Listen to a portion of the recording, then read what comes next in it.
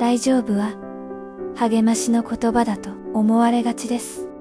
でも、無理に元気づける言葉ではありません。大丈夫は、状況を変える言葉ではなく、立ち戻る言葉。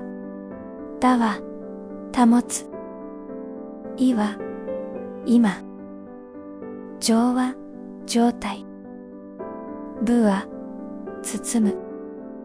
大丈夫とは、今の状態をそのまま保ち、包む音です。だから、問題が解決していなくても大丈夫と言えます。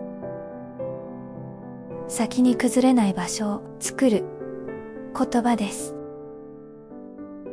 よければまたここに戻ってきてください。